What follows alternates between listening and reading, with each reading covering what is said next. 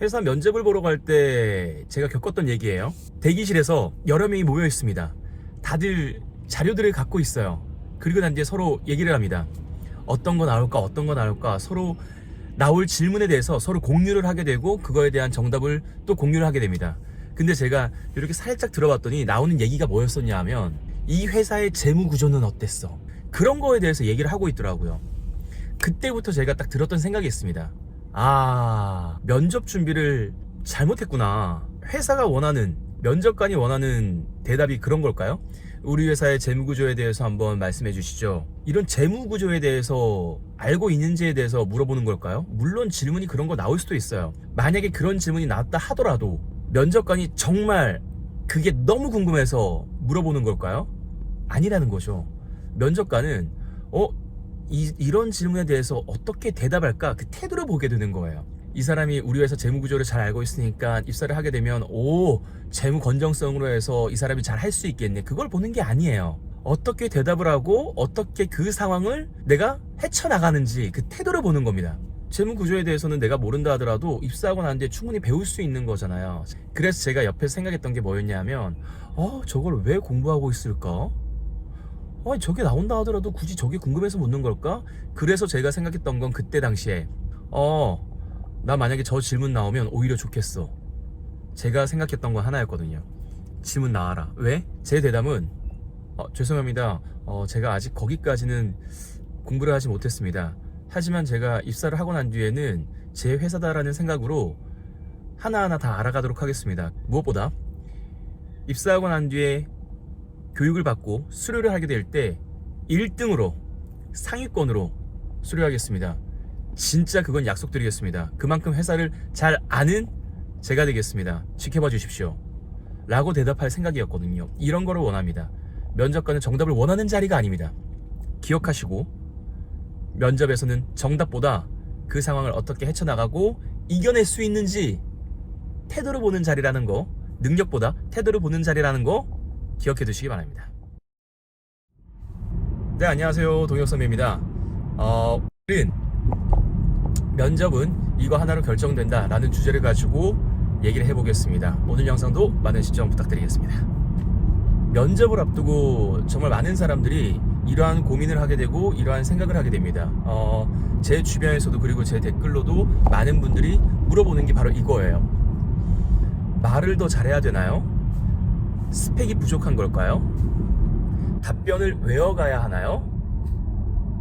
물론 저도 이해가 됩니다. 저도 이렇게 해봤기 때문에.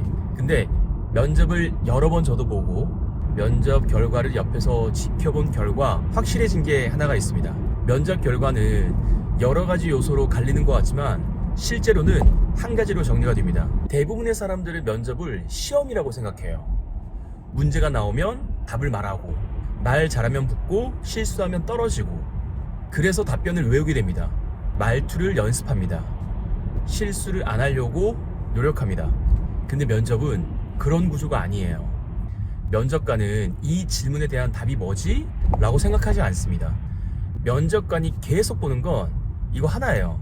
이 사람을 우리 현장에 보내도 될까? 면접관 입장에서 면접 시간은 바로 이겁니다. 같이 일할 사람을 찾는 시간, 문제가 생겼을 때 어떻게 해결하는지를 보는 시간, 팀 분위기를 망치지 않을지 확인하는 시간. 그래서 말을 잘하는 사람보다는 말의 방향이 맞는 사람을 선호합니다. 예를 들면 이런 거죠. 같은 질문에 A는 이렇게 대답을 합니다. 그래서 제 역할은 이거였고 이 결과는 이렇게 나왔습니다. B는 이렇게 얘기해요. 그때 상황은 조금 복잡했는데 그래서 그때 저는 이런 판단을 했고 결과적으로는 이런 걸 배웠습니다. 누가 더 잘 말했냐 라기보다는 누가 더 같이 일을 하기 편한가를 보게 되는 겁니다. 여기서 그러면 한 가지를 볼게요. 면접 자체에서는 실수한 걸 뭐라 하지 않아요. 문제가 되지 않습니다. 말이 꼬이는 거, 긴장하는 거, 잠깐 멈추는 거 괜찮습니다. 문제는 바로 그 이후의 태도입니다. 숨기려고 하는 사람, 변명하려고 하는 사람, 아니면 인정하지 않고 대충 정리해버리는 사람. 면접관은 이런 모습을 보고 속으로 이렇게 결정을 합니다. 이 사람은 문제가 생기면 이렇게 행동하겠구나. 그래서 면접의 핵심 기준은 바로 이걸로 결정이 됩니다. 면접은 능력보다 태도를 보게 됩니다. 능력은 같이 일을 하면서 배울 수 있어요. 얼마든지 충분히 배우고 익힐 수가 있습니다. 근데 태도는 같이 일하면서 바뀌기가 굉장히 힘들어요. 말투, 책임감, 일에 대한 태도, 사람을 대하는 자세, 이게 하루 이틀이 아니라 계속해서 드러나게 되는 거거든요. 그래서 면접관은 능력보다 태도를 보게 됩니다. 근데 이 태도가 보이는 사람들의 공통점이 있어요. 첫 번째, 모르는 걸 인정할 줄 압니다. 모른다면 모른다고 얘기하세요. 대신 저는 이렇게 배우겠습니다. 제가 여기까지는 알고 있습니다. 이런 말들을 붙이는 거예요. 두 번째는 자기 기준이 있습니다. 정답을 말하려고 하지 않고 자기 생각의 이유를 말하게 됩니다. 왜 그렇게 판단했는지, 왜 그런 선택을 하게 됐는지 설명할 수가 있습니다. 세 번째는 사람 대하듯 말을 합니다. 면접관을 채점자로 보지 않는다는 거죠. 같이 일할 사람, 같은 공간에서 시간을 보낼 사람으로, 그래서 답변이 대화처럼 이어지게 되는 거 있죠.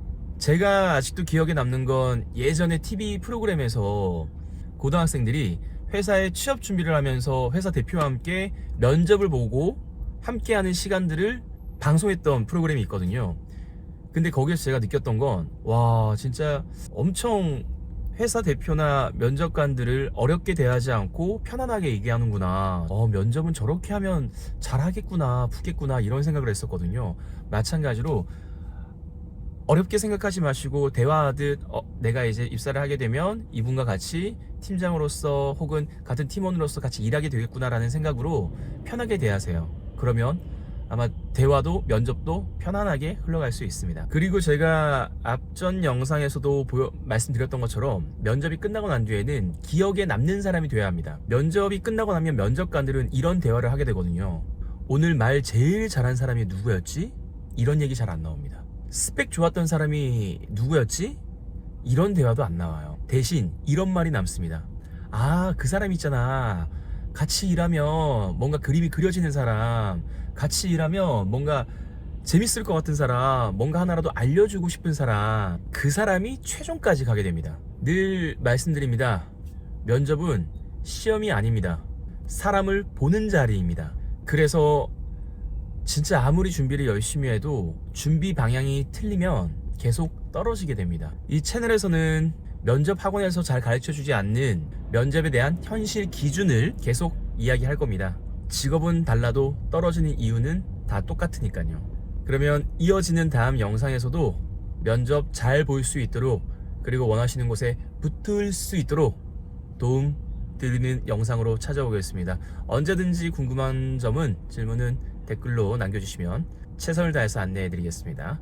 자, 그러면 오늘 영상은 여기까지였습니다. 오늘도 시청해 주셔서 감사합니다.